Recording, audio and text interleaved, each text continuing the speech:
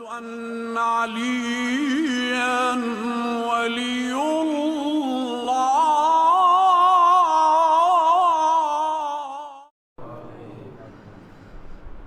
اپنے اپنے مرحومین کے لیے، بانیان اعضاء کے مرحومین کے لیے، بالخصوص جو احباب اس خمسہ میں دامِ درہم سوز قلب میں شریک ہیں، ان کے مرحومین کے لیے، اور بالاخص قبلہ مرحوم مولانا حمدانی صاحب کی بلندی درجات کے لیے، اور ہمارے عزیز ہادی حمدانی کے نانا سسر، ان کی مغفرت و بلندی درجات کے لیے ایک مرتبہ سورہ فاتحہ، 3 مرتبہ سورہ اخلاص۔ بسم اللہ الرحمن الرحیم، الحمدللہ رب العالمین، الرحمن الرحیم، مالک یوم الدین، ایاک نعبد و ایاک نستعین، اہدنا الصراط المستقیم، صراط الذین انعمت علیہم غیر المغضوب علیہم ولا الضالین۔ بسم اللہ الرحمن الرحیم، قل هو اللہ احد اللہ الصمد لم یلد ولم یولد ولم یکن له کفوا احد۔ بسم اللہ الرحمن الرحیم، قل هو اللہ احد اللہ الصمد لم یلد ولم یولد ولم یکن له کفوا احد۔ بسم اللہ الرحمن الرحیم، قل هو اللہ احد اللہ الصمد لم یلد ولم یولد ولم یکن له کفوا احد۔ اللہم صلی علی محمد و آل محمد۔ میرے مالک، میرے خالق، بحق محمد و آل محمد، ان تمام مرحومین اور سید نصیر حسین مرحوم نقوی اور دیگر مرحومین کے مغفرت فرما۔ میرے مالک، ان کے درجات بلند فرما۔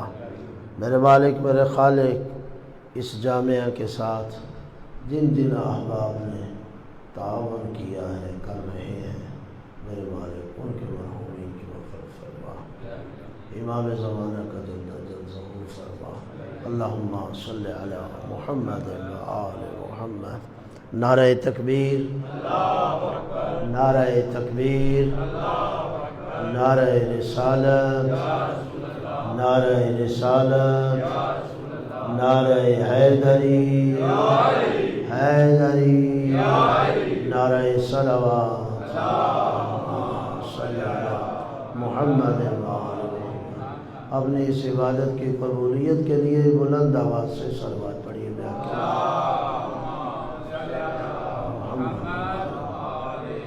جن احباب مومنین دوستوں نے اس عبادت کا اہتمام، انتظام، انصراف فرمایا ہے، آپ تمام برادران دور و نزدیک سے تشریف لائے ہیں، سب کی سایہ جمیلہ کی قبولیت کے لیے بھی بلند آواز سے صلوات ہو۔ صلی علی محمد۔ اپنے اپنے مرحومین کی مغفرت و بخشش کے لیے، تمام تر مریضوں کی شفا یابی کے لیے، اور اپنی اپنی حاجات کی برابری کے لیے بھی بلند آواز سے صلوات ہو۔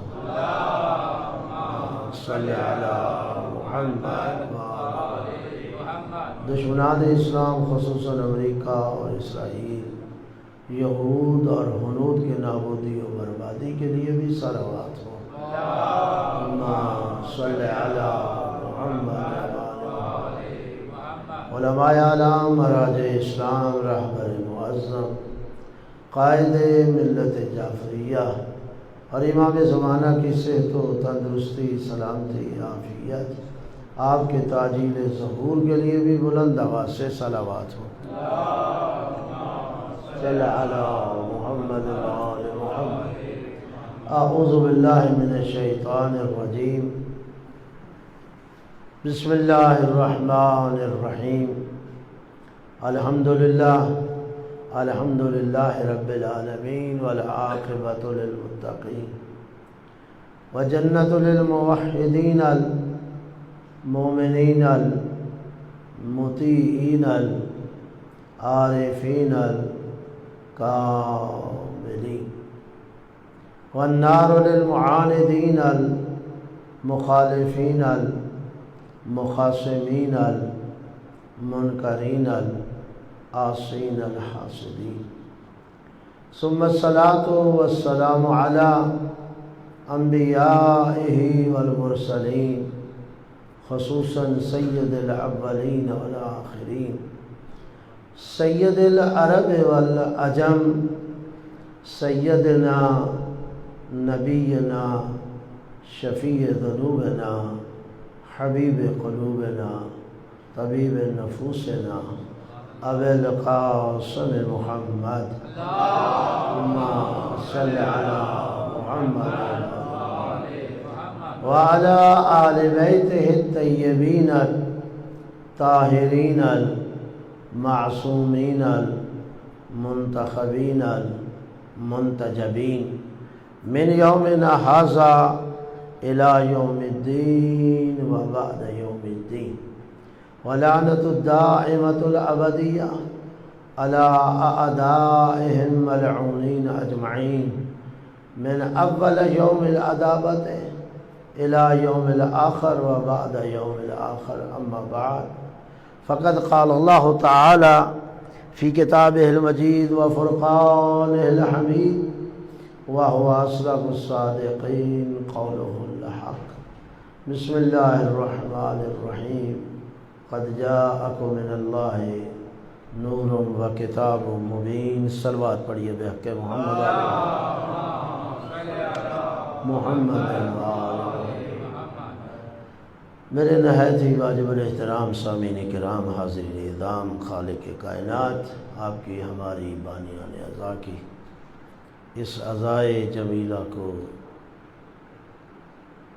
اور اس سایہ جمیلہ کو اپنی بارگاہ میں قبول اور منظور فرمائے۔ اللہ رب العزت ان مجالس کو جہاں ہمارے لیے ذریعہ ہدایت قرار دے وہاں وسیلہ نجات بھی ٹھہرائے۔ خالق کائنات اس ادارے کو دن دگنی رات چوگنی ترقی عطا فرمائے اور اس ادارے میں پڑھنے والی بچیوں کو کامیابی و کامرانی عطا فرمائے۔ مدرسین، علماء، بزرگان اور اس مدرسے کے ملازمین اور معاونین خالق کائنات انہیں طول عمر عطا فرمائے۔ قرآن مجید فرقان حمید کا خمسہ مجالس کے لیے پھر ایک مرتبہ اسی حصے کو آپ کے سامنے تلاوت کیا ہے جس پہ پہلے بھی میں گفتگو کر چکا ہوں۔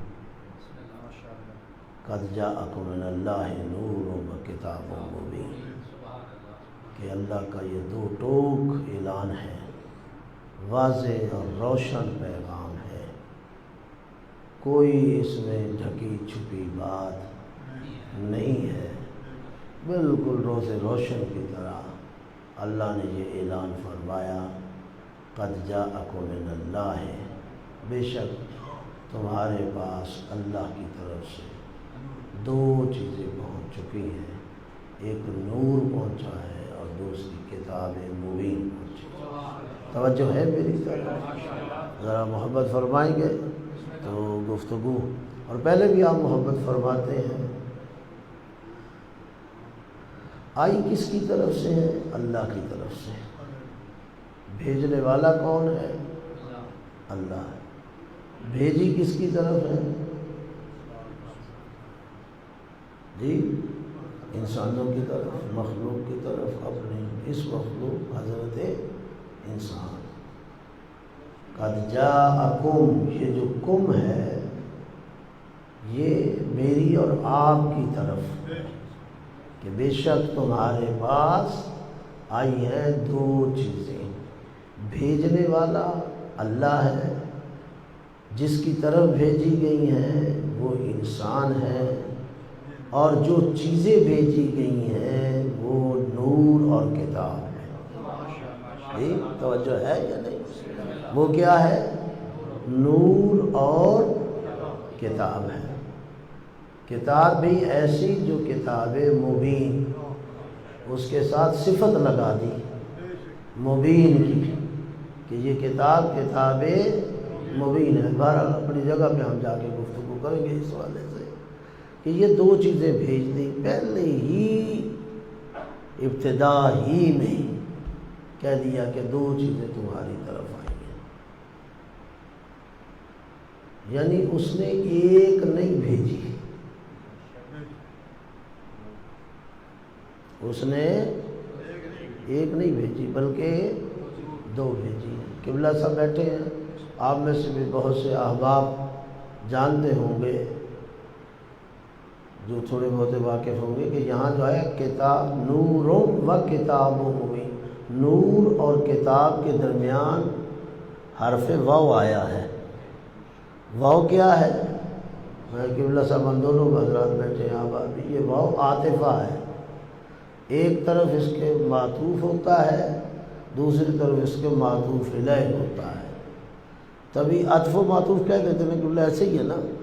واو جو اس کے درمیان ہوتی ہے اسے ہم واو عاطفہ کہتے ہیں۔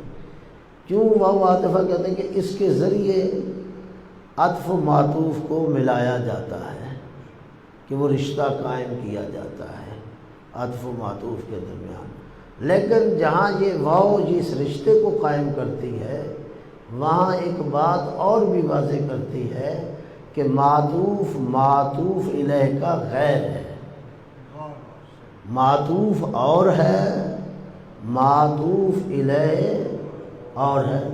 مثال کے طور پر میں آپ سے عرض کروں کہ دو بندے آئے ہیں، ایک مولوی صاحب آئے ہیں، ایک شاہ صاحب آئے ہیں، تو اس کا مطلب یہ ہے کہ مولوی صاحب اور ہیں، شاہ صاحب اور ہیں۔ یہ نہیں ہے کہ مولوی صاحب بھی وہی ہیں، شاہ صاحب بھی وہی ہیں، یعنی بندہ ایک آیا ہے وہی مولوی صاحب ہے وہی شاہ صاحب ہے، نہیں، بلکہ دو بندے آئے ہیں، ایک مولوی صاحب آئے ہیں، ایک شاہ صاحب آئے ہیں۔ مولوی صاحب اپنی جگہ پہ ہیں، شاہ صاحب اپنی جگہ پہ۔ اللہ نے بھی یہی کہا کہ میری طرف سے تمہارے پاس دو چیزیں آئی ہیں، ایک نور آیا ہے اور یہ جو واو کا ترجمہ آپ کرتے ہیں، اور کیا آیا ہے؟ کتاب مبین۔ اس کا معنی یہ ہے کہ نور کتاب نہیں ہے اور کتاب نور نہیں ہے۔ توجہ ہے یا نہیں؟ اللہ کو سلامت ہے۔ نور کتاب نہیں ہے اور کتاب نور نہیں ہے۔ کتاب اپنی حیثیت رکھتی ہے، نور اپنی حیثیت رکھتی ہے۔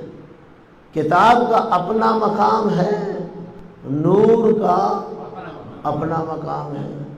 کتاب کی اپنی جگہ ہے، نور کی اپنی جگہ ہے۔ کتاب نور کی جگہ پر نہیں ہے، نور کتاب کی جگہ پر نہیں ہے۔ میرا خیال ہے اگر ہم اس انداز سے بھی سوچیں تو بہت سے مسائل خود بخود حل ہو جاتے ہیں۔ یعنی کتاب نور کی جگہ پہ نہیں اور نور کتاب کی جگہ پر نہیں، دونوں کی جگہ اپنی اپنی ہیں، دونوں علیحدہ حیثیت رکھتے ہیں، اپنی اپنی حیثیت رکھتے ہیں، دونوں کی حیثیت ایک نہیں ہے، دونوں کا مقام ایک نہیں، اپنا اپنا مقام ہے، ذاتی مقام ہے۔ قرآن کا ایک اپنا مقام ہے، نور کا ایک اپنا مقام ہے۔ ایک بات تو یہ واضح ہو جاتی ہے۔ دوسری بات بھی میں آپ کی خدمت میں عرض کروں اگر محبت فرمائیں کہ یہ بھی عطف و معطوف میں ایک سلسلہ چلتا ہے کہ جب آپ عطف و معطوف کرتے ہیں تو اس میں یہ نزاکت پائی جاتی ہے کہ ضروری نہیں جسے آپ پہلے ذکر کر رہے ہوں وہ رتبے کے لحاظ سے بھی پہلے ہو، اور جسے آپ مؤخر کر رہے ہیں اس کے بعد ذکر کر رہے ہیں وہ رتبے کے حوالے سے بھی اس کے بعد ہو، یہ ضروری نہیں۔ لیکن اس آیت میں اللہ نے جو ترتیب دی ہے قد جاءکم من اللہ نور و کتاب مبین، اگرچہ ادبی لحاظ سے گرامر کے لحاظ سے یہ بات ضروری نہیں، لیکن اللہ نے یہاں خیال رکھا ہے، جس ترتیب سے بھیجا اسی ترتیب سے آیت میں بیان کیا۔ آپ نے دیکھا نور پہلے آیا ہے، کتاب بعد میں آئی ہے، اللہ آپ کو سلامت رکھے، بڑی مہربانی، بہت مہربانی۔ نور پہلے آیا ہے، کتاب بعد میں آئی ہے، بلکہ دونوں میں 40 سال کا فرق ہے۔ توجہ ہے یا نہیں؟ 40 سال کا فرق ہے۔ نور 40 سال پہلے آیا ہے، کتاب 40 سال بعد میں آئی۔ حالانکہ گرامر کے لحاظ سے، عربی ادب کے لحاظ سے یہ کوئی شرط نہیں ہے۔ ہاں جی، میں کہوں کہ میرے پاس 2 آدمی آئے ہیں، شاہ صاحب آئے، مولوی صاحب آئے ہیں، یہ ضروری نہیں کہ میں شاہ صاحب کا ذکر پہلے کر رہا ہوں تو بھئی شاہ صاحب پہلے آئے اور مولوی صاحب بعد میں آئے ہوں، یہ ضروری نہیں۔ لیکن اللہ نے جس طرح ذکر کیا ہے، ترتیب دی ہے، ہوا بھی ایسے ہی ہے کہ نور پہلے آیا ہے، کتاب بعد میں آئی ہے، اور کتاب 40 سال بعد میں آئی ہے۔ نور کو اللہ نے 40 سال پہلے بھیجا ہے۔ تو یہی پتہ ایک اور نتیجہ بھی لگ جاتا ہے، وہ یہ کہ کتاب تو نور کے بغیر ایک لمحہ بھی نہیں رہ سکتی، مگر نور کتاب کے بغیر 40 سال بھی رہ سکتا۔ توجہ ہے یعنی اللہ کو یہی روشن سی چیزیں ہیں، یعنی نور کتاب کے بغیر رہ سکتا، رہا ہے 40 سال، مگر کتاب ایک لمحے کے لیے بھی نور کے بغیر نہیں رہ سکتی۔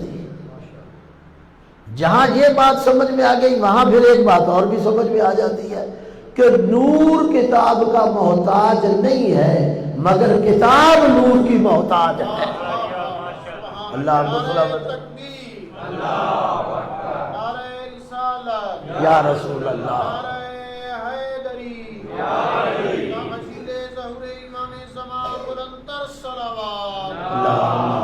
صلی علی محمد۔ بڑی مہربانی آپ کی، اللہ آپ کو سلامت رکھے۔ یعنی یہ 40 سال کا وقفہ، 40 سال کی ایکسرسائز، 40 سال کا یہ فاصلہ، یہ خود بخود ہمارے پاس واضح کر رہا ہے کہ نور اپنے رہنے میں کتاب کا محتاج نہیں، مگر کتاب اپنے وجود کے پانے میں نور کی محتاج ہے یا نہیں؟ یہ وہ نتائج ہیں جو واضح ہو جاتے ہیں، اور بہت سے مسائل خود بخود ان چیزوں پہ غور کرنے سے حل ہو جاتے ہیں۔ اچھا، ایک اور نتیجہ بھی یہی نکلتا ہے لفظ نور سے اور کتاب سے، وہ کیا کہ کتاب بغیر نور کے فائدہ مند نہیں ہوتی، لیکن نور بغیر کتاب کے بھی فائدہ دیتا ہے۔ نہیں غور فرمایا تو جائے، کتاب بغیر نور کے فائدہ نہیں دیتی۔ ظاہر ہے اگر اندھیرا ہوگا، اگر تاریکی ہوگی، کتاب جتنی ہی مفید کیوں نہ ہو وہ فائدہ نہیں دے سکتی، آپ پڑھ ہی نہیں سکتے۔ لیکن نور بغیر کتاب کے فائدہ مند ہے۔ کتاب آپ نے الماری میں رکھی ہے، نور آپ نے فرض کریں یہ لائٹیں جلا رکھی ہے، روشنی دے رہی ہے یا نہیں دے رہی؟ نہیں غور فرمایا توجہ ہے یا نہیں؟ دے رہی ہے یا نہیں؟ یہی وجہ تھی کہ یہ نور جب 40 سال پہلے آیا، ابھی کتاب نہیں آئی، لیکن اس نور کی روشنی پورے مکہ میں پھیل چکی تھی، اور فقط مکہ ہی نہیں بلکہ جب ولادت ہوتی ہے، خود جناب آمنہ فرماتی ہے کہ جب اس پیغمبر کی، میرے اس بیٹے کی ولادت ہوتی ہے تو ماں یہاں بیٹھ کر شام کے محل کو دیکھ رہی ہے۔ توجہ ہے یا نہیں؟ اور وہ نور آپ کی ولادت کے بعد جو ساطع ہوا، زمین سے آسمان تک گیا، روشنی کرتا گیا۔ تو یہ نور کا کام ہے روشنی دینا، یہ روشنی دیتا ہے۔ اگر یہ دنیا کا عام روشن بلب ہے، روشن ٹیوب ہے، یہ چیزیں چل رہی ہیں تو یہ روشنی دے رہی ہیں، تو وہ نور جسے اللہ نے اپنا نور قرار دیا، اللہ جو نور الہی ہو۔ توجہ ہے یا نہیں؟ اور میں اپنی طرف سے نہیں کہہ رہا، جسے اللہ سراجا منیرا کہے، ہے یا نہیں؟ سراج المنیرا کہا یا نہیں کہا؟ یا ایھا النبی ان ارسلناک شاہدا ومبشرا ونذیرا وداعیا الی اللہ بإذنہ سراجا منیرا۔ توجہ ہے یا نہیں؟ اے نبی، ہم نے تمہیں شاہد بنایا، مبشر بنایا، نذیر بنایا، اللہ کی طرف اللہ ہی کی دعوت دینے کے لیے، اللہ کی طرف بلانے کے لیے، اللہ کے اذن سے بلانے والا بنایا، اور پھر ایسا بنایا کہ سراجا منیرا۔ یہ آیت کو ذہن میں رہے، آگے مجلس میں جا کے ممکن ہے ہم اس سے نتیجہ آپ کے خطبے میں کچھ اور بھی پیش کریں۔ سراجا منیرا، تو یہ میں نے چراغ اپنی طرف سے نہیں کہا تھا کہ یہ خطابی جملہ نہیں تھا، یہ قرآنی زبان ہے، اللہ کا کلام ہے کہ میں نے اسے سراجی نہیں، سراجا منیرا، چمکتا ہوا چراغ، جسے اللہ چمکتا ہوا بنا کے بھیجے۔ دنیا کی کون سی طاقت ہے جو اس چراغ کو بجھا لے؟ اللہ کو سلامت۔ اسی لیے اللہ نے ایک اور مقام پہ کہہ دیا تھا، دنیا کوشش کر دیکھ لے، اور وہ کوشش کر رہی کہ ہم اس چراغ کو بجھائیں گے، لیکن جسے اللہ روشن کرے اسے کون بجھائے؟ ہاں جی، سراجا منیرا۔ اب میں تھوڑی سی آیت آئی ہے تو ایک جملہ اور بھی ظاہر ہے، آپ اہل ذوق ہیں اور شوق ہیں اور ان چیزوں سے ظاہر محبت ہو رہا تھا، ایک جملہ اور بھی، اور قبلہ صاحبان کی خدمت میں بھی ان کے سامنے تو بطور درس عرض کر رہا ہوں کہ دیکھیے یہ سراجا منیرا جو ہے، یہ پیغمبر کی ہر صفت کے لیے جو اس آیت میں بیان کی گئی ہیں، جو پیغمبر کے کام بیان کیے گئے ہیں، ہر ایک کے ساتھ ہے۔ یعنی یہ شاہداً، مبشراً، نذیراً، داعیاً الی اللہ، چار چیزیں ہیں یا نہیں؟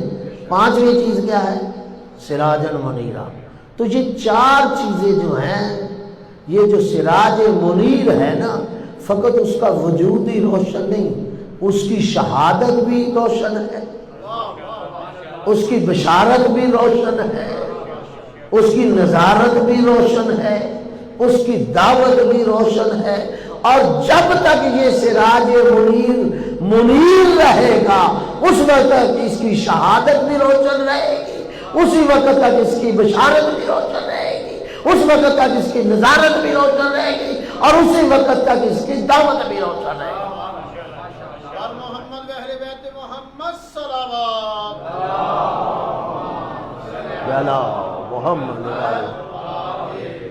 اور اگر ہم یہاں پہنچ گئے ہیں تو پھر اس نتیجے کو اس انداز سے بھی ہم بیان کر سکتے ہیں اور نتیجہ لے سکتے ہیں کہ شاہداً ومبشراً ونذیراً وداعیاً الی اللہ بإذنہ وسراجا منیرا۔ شاہد یعنی گواہ بنا کے بھیجا، بشیراً یعنی بشارت دینے والا، خوشخبری، نذیراً یعنی ڈرانے والا۔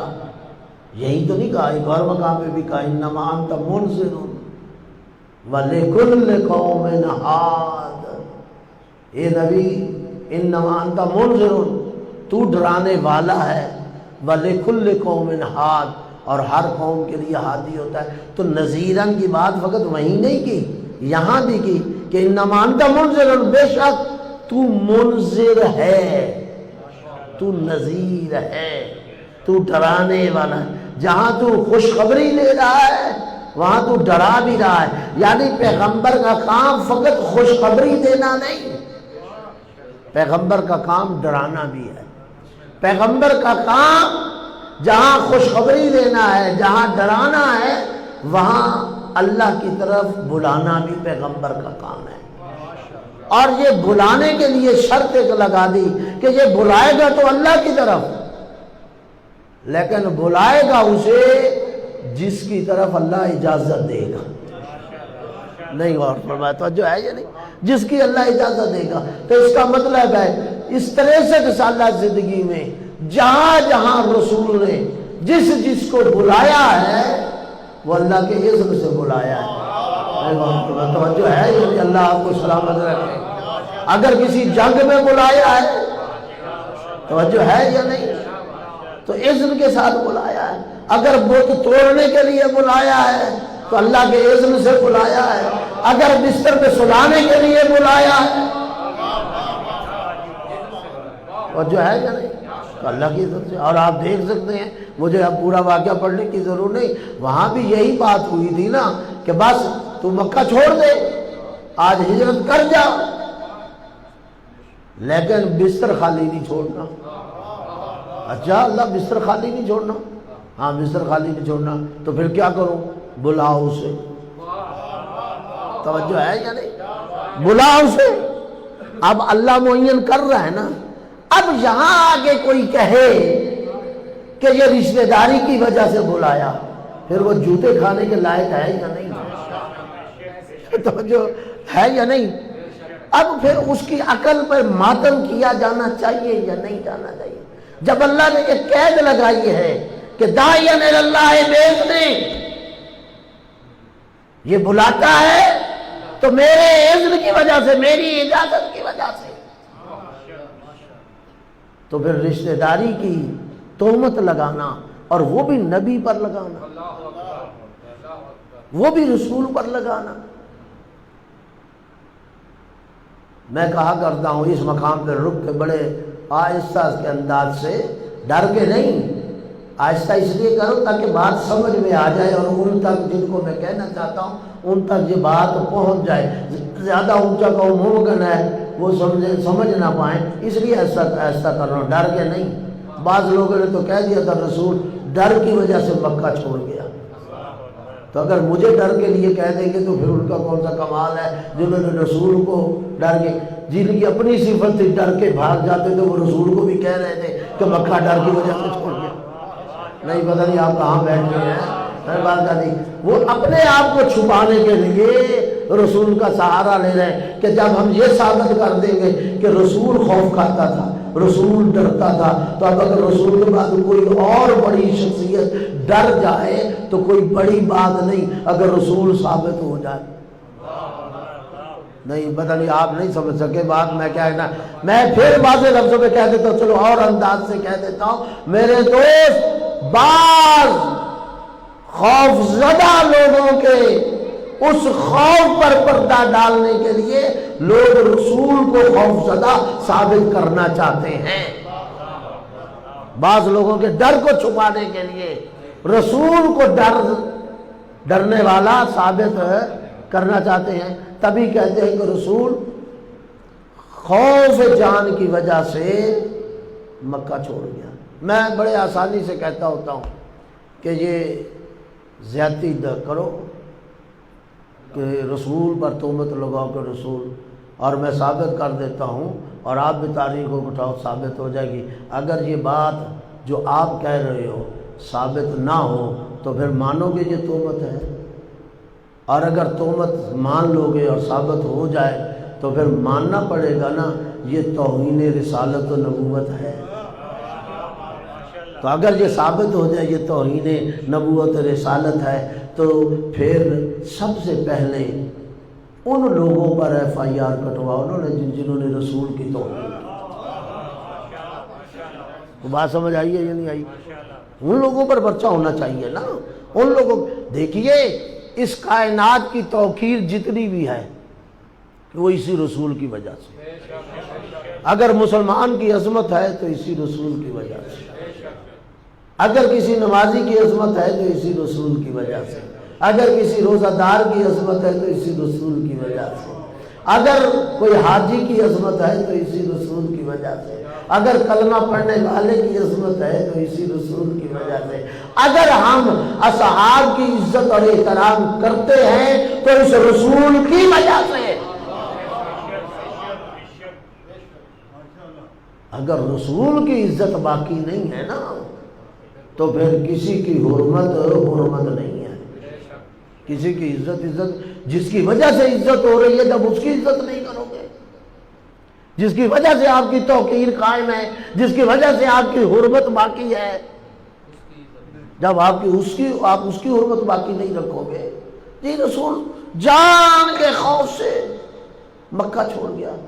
سوال ایک ہی اور جواب نکھر کے سامنے آ جاتا ہے، یہ بتاؤ یہ منصوبہ جو پیغمبر کے قتل کرنے کا تھا شب ہجرت، یہ ہجرت کے منصوبے سے پہلے بنا تھا یا ہجرت کے منصوبے کے سامنے آنے کے بعد بنا؟ بات سمجھ آئی ہے میں نے کیا عرض کیا ہے کہ پیغمبر کے قتل کا منصوبہ اس رات آیا پہلے بنا یا ہجرت کا منصوبہ پہلے بنا؟ قتل کا پہلے بنا۔ پھر تاریخ پڑھے، یہی اتنا پروپیگنڈا کیا گیا ہے کہ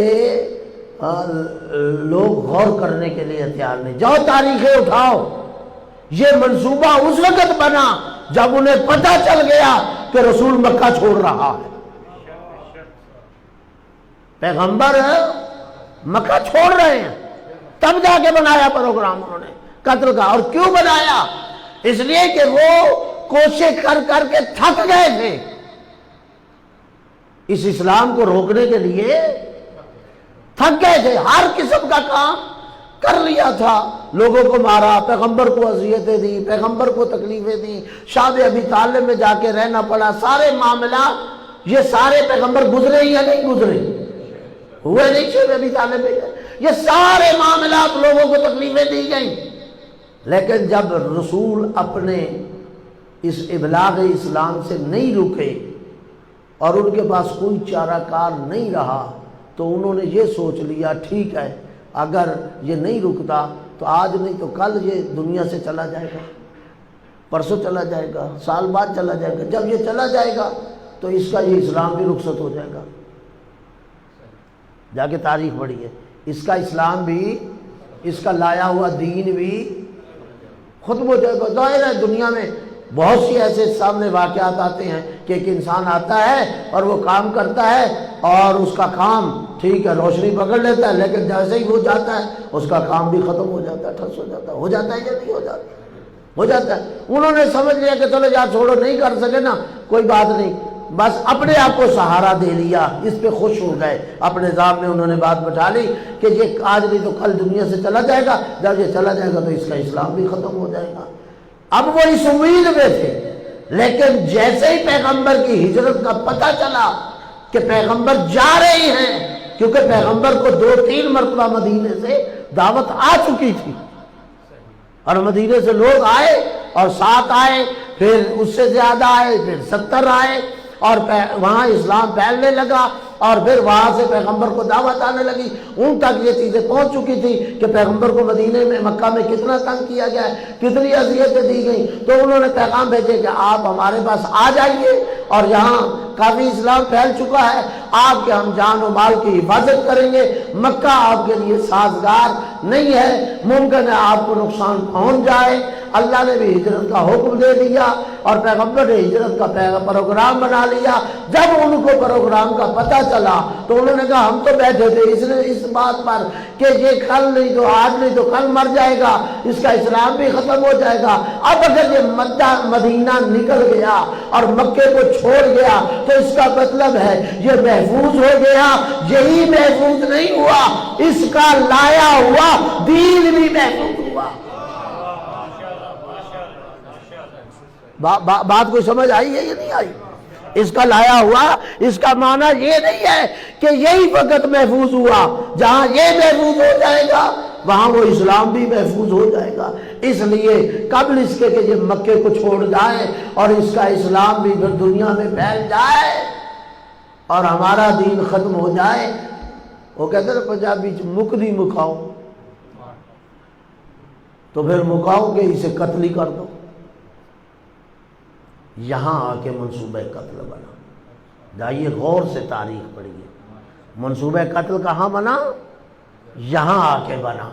تو پھر بتائیے پیغمبر جو ہجرت کر رہے تھے خوف جان سے کر رہے تھے؟ جب حکم مل رہا تھا اس وقت تو منصوبہ ہی قتل کا نہیں تھا، منصوبہ قتل تو بعد میں بنا۔ تو پھر یہ الزام ہے، پھر یہ تہمت ہے کہ پیغمبر جان بچانے کے لیے جو اس مکے سے بھاگا، میں لفظ بھاگا استعمال کر رہا ہوں، وائلہ میں اس کا قائل نہیں، میں یہ توہین سمجھتا ہوں۔ پیغمبر مکے کی طرف، مکے کو چھوڑ کے مدینہ کی طرف گئے، ہجرت کی جان بچانے کے لیے نہیں۔ یہ ہجرت جان بچانے کے لیے نہیں تھی، یہ ہجرت اسلام بچانے کے لیے، یہ ہجرت جان بچانے کے لیے نہیں تھی، یہ ہجرت قرآن بچانے کے لیے تھی۔ یہ ہجرت جان بچانے کے لیے نہیں تھی، حلال بچانے کے لیے تھی۔ یہ ہجرت جان بچانے کے لیے نہیں تھی، یہ شریعت بچانے کے لیے تھی۔ یہ ہجرت جان بچانے کے لیے نہیں تھی، دین بچانے کے لیے تھی۔ یہ ہجرت جان بچانے کے لیے نہیں تھی، لا الہ الا اللہ بچانے کے لیے تھی۔ توجہ ہے یا نہیں؟ یہ ہجرت جان بچانے کے لیے نہیں تھی۔ اچھا بلا، بات وہاں چل رہی تھی اور وہاں سے ہم اس جگہ پہ آ گئے، چلو بلا اسے۔ تو اب میں نے کہا تھا داعیاً الی اللہ باذنہ، وہ اپنی طرف سے نہیں بلاتا، اب جس کو جہاں جہاں بلا رہا ہے اس کے کہنے پہ بلا رہا ہے، رشتہ داری کی وجہ سے نہیں بلا رہا۔ اگر بیٹی کو بلا رہا ہے تو بیٹی ہونے کی وجہ سے نہیں بلا رہا، اگر علی کو بلا رہا ہے تو چچا زاد ہونے کی وجہ سے نہیں بلا رہا، اگر حسنین کو بلا رہا ہے تو چچا زاد ہونے کی وجہ سے، اپنے نواسے ہونے کی وجہ سے نہیں بلا رہا، اس کی دعوت باذنہ ہی طے ہے نا۔ قرآن نے قید لگا دی تو میں کہہ سکتا ہوں۔ پھر اب ایک بات چھوٹی سی، ساتھ چھوٹا سا مثالے کے طور پر بھی یہ بھی سن لیجئے، جو بلاتا نہیں ہے بغیر اذن کے، میں تو ماننے کے لیے تیار نہیں کہ وہ اٹھاتا بھی نہیں ہے بغیر اذن کے۔ اگر بلاتا ہے اذن کے ساتھ تو پھر اٹھاتا بھی ہے اذن کے ساتھ۔ بس فرق یہی محسوس کر لو، کس کو وہ اٹھا رہا ہے اور کس کو وہ بلا رہا ہے۔ اگر بلا رہا ہے اس کے اذن کی وجہ سے تو اٹھا بھی رہا ہے اسی کے اذن کی وجہ سے۔ تو جسے بس بات نتیجہ میں نے کر دیا، یہ طے کر لو نا، جسے رسول بلائے تم بھی اسے بلا لو، جسے رسول اٹھائے تم بھی اسے اٹھا۔ توجہ ہے یعنی بات اتنی یہ مشکل ہے بات؟ اسے بلاؤ جسے رسول بلا رہا ہے، اسے اٹھاؤ جسے رسول اٹھا رہا ہے۔ کرو اتنی جرت، اور یہ کوئی جرت بری تو نہیں ہے نا بھائی۔ ہمارا دعویٰ ہے نا، ہم سنت پیغمبر پر چلنے والے ہیں۔ سنت کیا ہے؟ نعرہ۔ سنت اکیلا نعرے کا نام نہیں ہے، سنت ایک عمل کا نام ہے کہ جو سنت پیغمبر ہے آپ اس پر عمل کریں۔ اب سنت پیغمبر جسے بلا رہے آپ بھی بلائیں، پکارے۔ بلانے کا ایک معنی پکارنا بھی ہے۔ تو عجیب ہے، اگر رسول یا علی کہہ دے تو گناہ نہیں، اگر ہم یا علی کہہ کے پکاریں تو بدعت ہو جاتا ہے۔ نہیں غور فرمایا؟ تو اچھا ہے، بلانا پکارنا ہی ہے نا۔ اگر رسول یا علی کہہ کے پکارے تو پھر بدعت نہیں ہے، اگر مسلمان یا علی کہہ کے پکارے بدعت ہے۔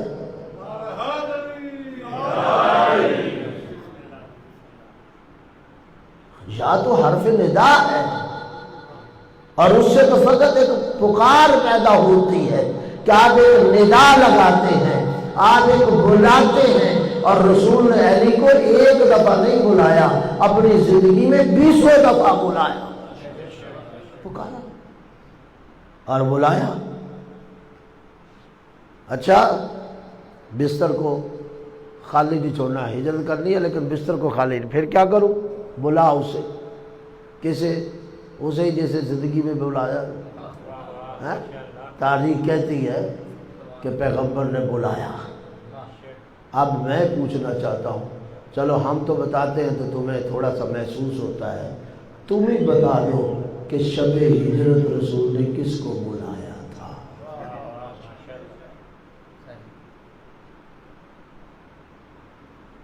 بتاؤ نا، تم ہی بتاؤ، جرم کرو ضرورت۔ ممکن ہے ہم جب کہیں گے تجھے اتنا پسند نہ ہو، چلو تم ہی بتاؤ، لیکن تاریخ کو ہم کیسے ختم کر سکتے ہیں؟ رسول صاحب نے بلایا اور حضرت علی تشریف لے آئے۔ تاریخ جب بتاؤ کہ حضرت علی کے علاوہ کوئی آیا ہو۔ میں تو کہا کرتا ہوں رسول چلے گئے، علی آ گئے، اور جہاں دیکھو دونوں کا نہیں غور فرما رہے، دونوں کا طریقہ کار دیکھ لو، اور دونوں کا ملاپ دیکھ لو، دونوں کا ملاق دیکھ لو، اور دونوں کا سلسلہ۔ رسول چلے گئے، علی آ گئے۔ میں کہا کرتا ہوں کسی نے رسول کو جاتے نہیں دیکھا اور کسی نے علی کو آتے نہیں دیکھا۔ جس طرح رسول جاتے ہوئے کسی کو نظر نہیں آئے، اسی طرح علی آتے ہوئے بھی نظر، لیکن رسول چلے گئے، علی آ گئے اور آ کے بستر پر سو گئے، حتیٰ کہ کسی کو بستر میں داخل ہوتے ہوئے بھی پتہ نہیں چلا۔ حالانکہ وہاں کی دیواریں کوئی بڑی نہیں تھی، چھوٹی چھوٹی دیواریں تھیں، اور سب کی نگاہ اس بستر پر مرکوز تھی کہ جہاں سویا ہوا ہے۔ ان کی اطلاع بڑی پکی تھی، آج کی سی ٹی ڈی بھی اتنی اطلاع نہیں رکھ سکتی، ہاں آج کی ہماری ISI بھی اتنی اطلاع، ہمارے انٹیلیجنس ادارے بھی شاید اتنی اطلاع نہ رکھ سکے جتنی اطلاع ان لوگوں کی تھی۔ پکی اطلاع تھی کہ وہ رسول سویا ہوا ہے۔ دیواریں چھوٹی چھوٹی ہوتی تھی، نیزے تلواریں وہ لے کے کھڑے تھے۔ پیغمبر ایسا امین تھا اور پیغمبر ایسا صاف فرد تھا، دھوکہ نہیں دیتا تھا۔ جب علی کو بلایا نا، آ گئے علی، جی یا رسول اللہ، دیکھو مجھے حکم ہے کہ میں آج مکہ چھوڑ دوں، پھر آپ، اور ساتھ یہ بھی حکم ہے کہ بستر پہ کسی کو سلاؤں۔ یا رسول اللہ میرے لیے کیا حکم ہے؟ تیرے لیے یہی حکم ہے کہ تو اس بستر پہ سوئے گا۔ تاریخ شاہد ہے، جیسی پتہ چلا نیزے نظر آ رہے تھے، تلواریں نظر آ رہی تھی، سب کچھ نظر آ رہا تھا۔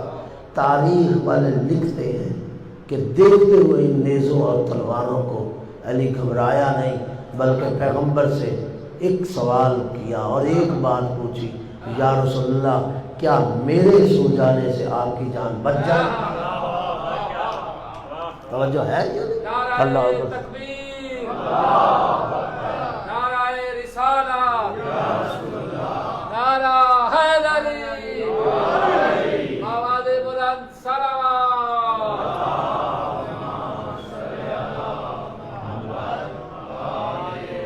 تاریخ نے اس چیز کو اپنے اندر دم کر لیا، کیا میرے سو جانے سے آپ کی جان بچ جائے گی؟ پیغمبر نے کہا ہاں علی، میرے تیرے سو جانے سے میری جان۔ علماء نے لکھا ہے، جو محدث دہلوی نے اپنی کتاب میں لکھ دی یہ بات کہ اسلام کے اندر روئے زمین پر یہ پہلا سجدہ شکر ہے جو علی بن ابی طالب کہ جیسے ہی سنا نا کہ آپ کی جان بچ جائے گی میرے سو جانے سے، علی بن ابی طالب فوراً زمین پہ سر رکھا اور اللہ کی بارگاہ میں سجدہ شکر ادا کیا۔ نہیں غور فرمایا؟ سجدہ شکر۔ اور یہ میں نے یا آپ نے نہیں لکھا، شیخ محدث دہلوی نے اپنی کتاب میں لکھا کہ اسلام کے اندر ہوئے زمین پر یہ پہلا سجدہ شکر ہے جو علی بن ابی طالب کا۔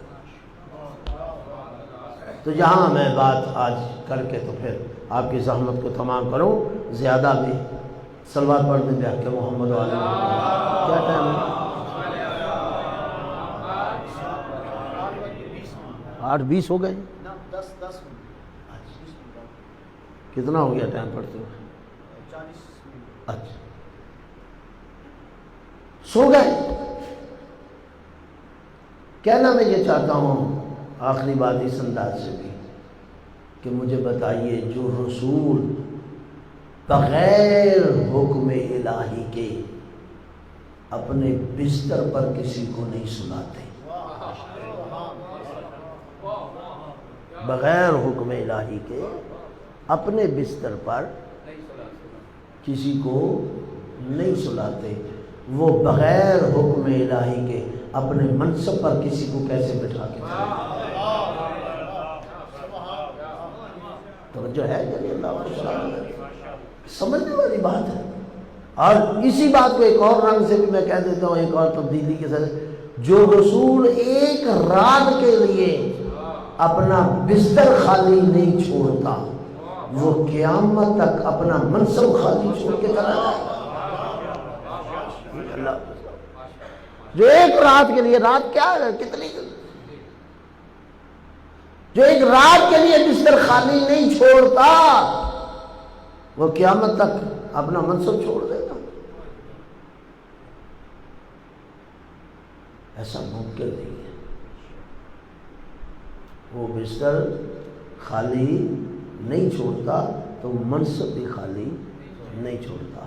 اگر بستر پر بھی بغیر وحی کے کسی کو نہیں سلاتا تو منصب پر بھی بغیر وحی کے کسی کو نہیں بٹھاتا۔ بات وقت اتنی ہے، تم نے اس کو تسلیم ہی نہیں کیا جس کو رسول نے بٹھایا، یا جس کو رسول نے سلایا تم نے اسے تسلیم نہیں کیا، تم نے تسلیم کسی اور کو کر لیا۔ فرق یہی ہے تم اور ہم میں کہ ہم رسول کے پیچھے چلے اور تم رسول کو چھوڑ کے چلے۔ نہیں غور فرمایا، ہم رسول کے قصور ہمارا یہ ہے کہ ہم رسول کے پیچھے چلے اور تم رسول کو چھوڑ کے چلے۔ ہم نے ہر اس بات کو مانا جس کو رسول نے کہا، تم نے اس کو مانا جس کے تیرے دل نے چاہا۔ جہاں تیری مرضی تھی وہاں تم نے مانا، وَإِلَّا حق اور حقیقت یہ ہے کہ جو رسول منوائے اسے مان لو، جو رسول پہچنوائے اسے پہچان لو، جو رسول دے اسے لے لو، جس سے رسول روک دے اس سے روک جاؤ۔ یہ سنت رسول ہے اور اسی رسول کی اطاعت واجب ہے۔ تو پھر میں واپس آ جاؤں گا اس جملے پہ جو میں ابتدا میں عرض کر رہا تھا، شاہدان، توجہ ہے، سمجھ آگے نہیں آگے؟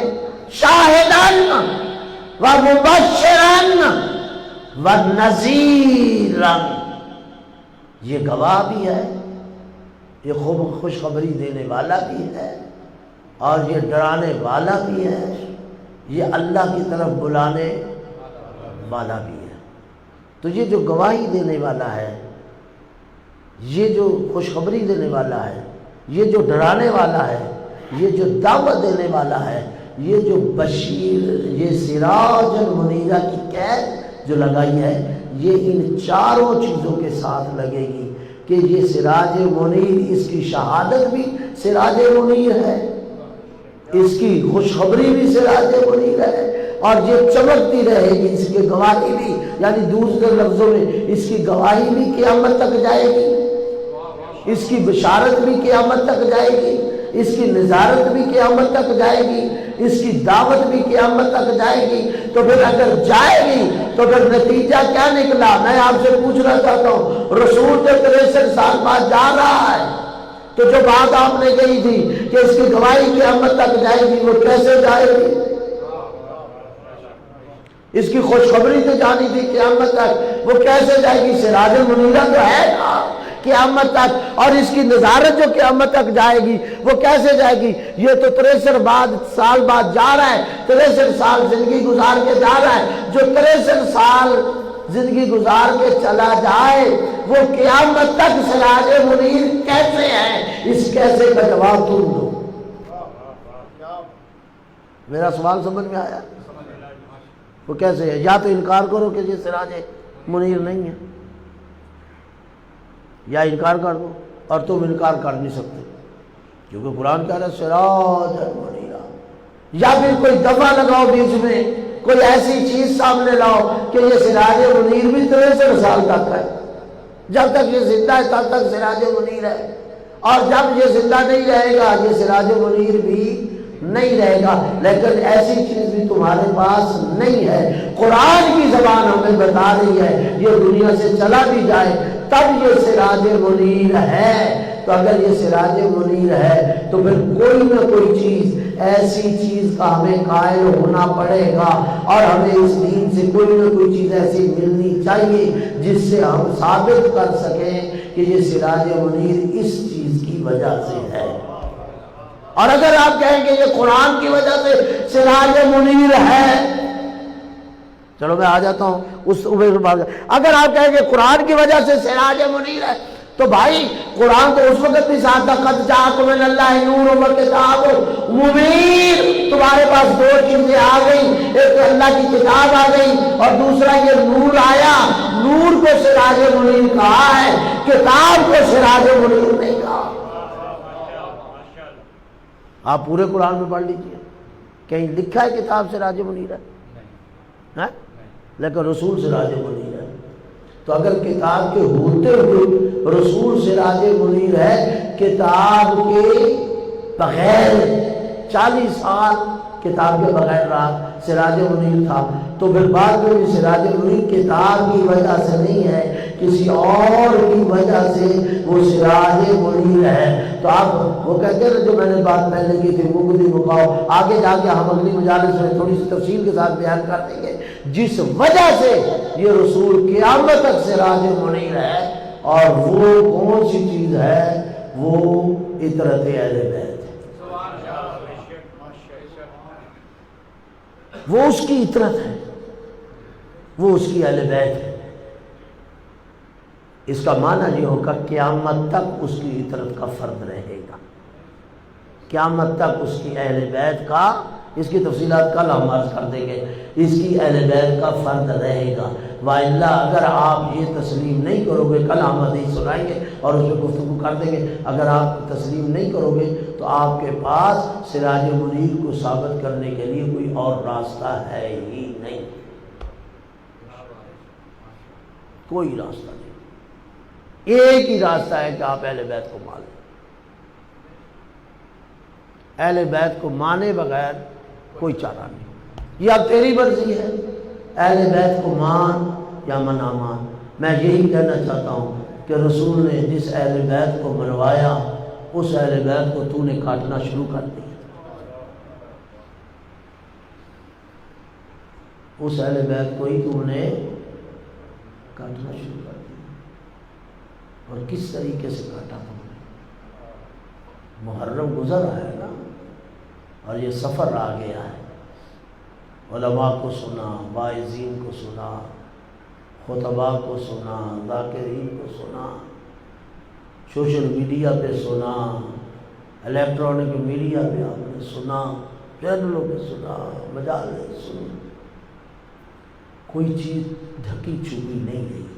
اسی لیے میں کہا کرتا ہوں حسین مدینے سے ہر وہ شے نئے لے کر چلا تھا جس چیز کی کربلا میں ضرورت تھی، کوئی چیز بیکار لے کے نہیں چلا، حتیٰ کہ وہ بچہ جو کربلا میں جا کے 6 مہینے کا ہوا، جب مدینے سے چل رہے تھے وہ بچہ 10 دن کا تھا، زیادہ عمر نہیں تھی، 10 دن کا بچہ، اسے بھی لے کے چل پڑا ہے۔ علماء لکھے نا، آپ نے علماء سے سنا ہوگا کہ اس بچے نے بہن کی گود کو چھوڑنے سے انکار کر دیا، کیا یا نہیں کیا انکار؟ جب بتایا گیا امام کو کہ اصغر اپنی بہن کی گود نہیں چھوڑ رہا، کیونکہ بہن نے کہا تھا اصغر بھیا اکبر بھی جا رہا ہے، میرا بابا بھی جا رہا ہے، میں اکیلی۔ نقل صاحب قبلہ نے جناب فاطمہ صغریٰ کی مصیبت کو بیان کیا ہے۔ اگرچہ علماء کے 2 گروہ ہیں، نجاز رکھتا جاؤ، کچھ گروہ، کچھ علماء قائل ہیں کہ فاطمہ صغریٰ کے وجود کے، اور کچھ علماء قائل نہیں ہیں، بعض 2 بیٹیاں مانتے ہیں، بعض 3 بیٹیاں مانتے ہیں۔ بہرحال جو 3 بیٹیاں مانتے ہیں ان میں سے سید العلماء نقد صافی ہیں، خود انہوں نے یہ مصیبت کو بیان کیا۔ وہ فاطمہ صغریٰ جسے مدینے میں چھوڑا، اس نے آخر میں اصغر کو اپنے گود میں لے لیا، کہا ماں بھی جا رہی ہے، بابا بھی جا رہا ہے، بھائی بھی جا رہا ہے، میں اکیلی رہ جاؤں گی، تو میرے پاس رہ جا۔ علماء نے لکھا ہے ایک ایک فرد آتا گیا، اصغر کو بلایا مگر اصغر نہیں آیا۔ آخر امام کو بتایا گیا کہ وہ بچہ آنے کے لیے تیار نہیں، بہن کی گود چھوڑنے کے لیے تیار نہیں۔ امام خود چل کے آئے۔ علماء نے لکھا ہے کان میں کچھ کہا، بس کیا کہا؟ اس کہنے کے بعد اصغر نے بہن کی گود کو چھوڑ دیا، امام کے ہاتھوں پہ آ گئے۔ علماء کہتے ہیں کہ شاید کہا ہو اصغر تیری شہادت کے بغیر میری شہادت کی تکمیل نہیں ہوگی۔ اور ہمیں نظر آیا اس وقت جب نہ اکبر رہا، نہ عباس رہا، نہ محمد رہے، نہ قاسم رہا، جب رہ گیا نا حسین تنہا تو ایک دفعہ آواز دی حل من ناصر ینصرنا، حل من مغیث یغیثنا، ہے کوئی میری مدد کرنے والا، ہے کوئی میری فریاد سننے والا؟ تو ایک دفعہ خیموں میں کوہرام بپا ہوا۔ علماء نے لکھا امام چلتے ہوئے گرتے پڑتے خود آئے، یا زینب یا رقیہ یا ام کلثوم، ابھی تو حسین زندہ ہے، کیا ہوا؟ آپ کا گریہ و مقام بلند ہو گیا؟ اندر سے آوازیں یا اخی، اے بابا، اے چچا، اے بھیا، اے مامو، ذرا اندر آئیے۔ آپ کے اس استغاثے نے قیامت پیدا کر دی ہے۔ کہا کیا ہوا؟ کہا دیکھیے جب سے آپ نے آواز دی ہے اصغر نے ماں کی گود کو چھوڑ دیا، ماں کی گود کو چھوڑ دیا۔ اب جو امام نے بڑھ کر دیکھا تو ریزگار کربلا پر اصغر، علماء نے لکھا ماہی بے آب کی طرح تڑپ رہا ہے، جیسے مچھلی پیاسی مچھلی پانی کے بغیر خشکی پہ تڑپ تڑپ کر جان دیتی ہے، اسی طرح اصغر تڑپ رہا ہے۔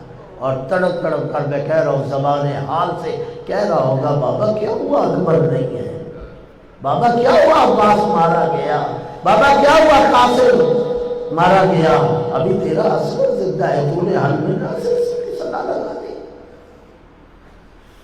علماء نے لکھا امام نے اٹھایا اصغر کو، ہاں اصغر بیٹا میں تیری بات سمجھ گیا ہوں۔ چلے خیمے سے جب باہر نکلنے لگے نا تو ایک دفعہ علماء نے لکھا رباب بڑی آ کے کہا، آہ پھیلا دیے، کہا آقا ذرا 2 منٹ کے لیے بچہ مجھے دیجیے، میں بھی تو اپنا سپاہی تیار کر کے بھیجوں۔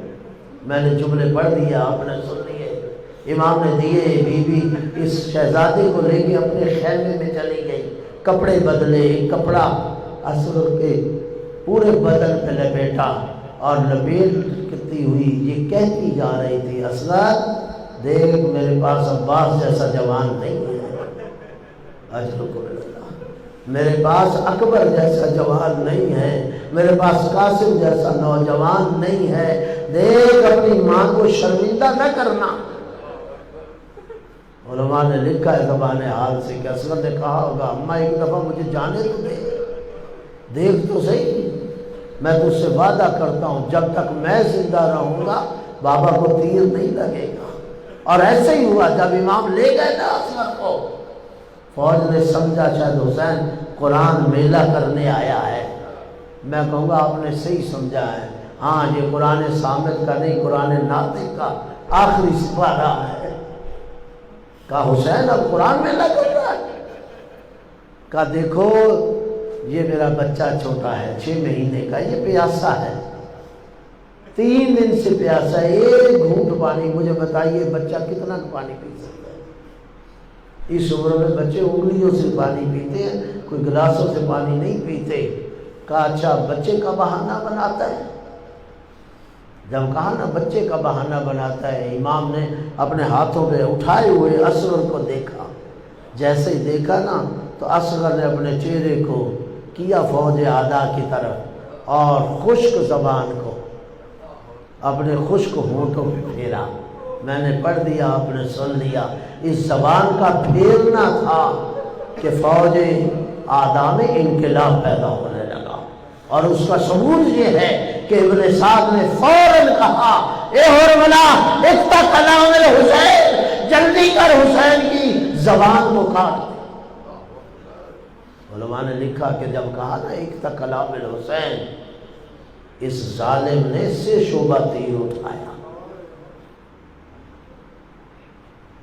یہ تیر وہ تیر تھا، علماء لکھتے جس سے انسان نہیں جانوروں کو مارا جاتا تھا، اس لیے علماء نے لکھا اصغر کا وزن کم تھا، تیر کا وزن زیادہ تھا۔ جیسے اس نے کمان میں تیر ڈالا ہے نا اور چلانا چاہا، تیر گر جاتا ہے، دوسری دفعہ اٹھایا تیر گر گیا۔ پسر ساتھ کہتا حرملا تو میرا سب سے بڑا تیر انداز ہے، یہ کیا ہو گیا تیر سے تیر گر رہا ہے، کیا کروں؟ جب تیر چلانا چاہتا ہوں، وہ خیمے میں 4 سال کی بچی کھڑی ہے جو سر پہ قرآن رکھے رو کے کہہ رہی حرملا میرا چچا مارا گیا، میرا عباس مارا گیا، میرا بھائی اکبر مارا گیا، میرا قاسم مارا گیا، اب یہ میرا اصغر ہے،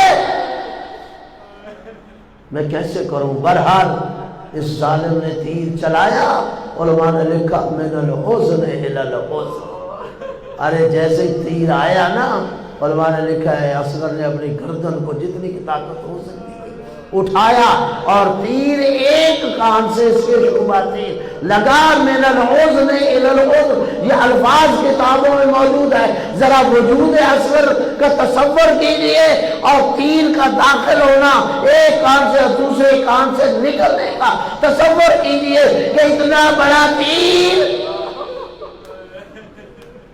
من الحزن الی الحزن انقلب الصبی علی ید ابی، کہتے ہیں اس تیر کے لگنے سے بچہ منقلب ہو گیا اپنے باپ کے ہاتھوں پر۔ بس اللہ علیہ وسلم 2-3 منٹ آپ کو ضابط دینا چاہتا ہوں، الٹ گیا اپنے باپ کے ہاتھوں پر۔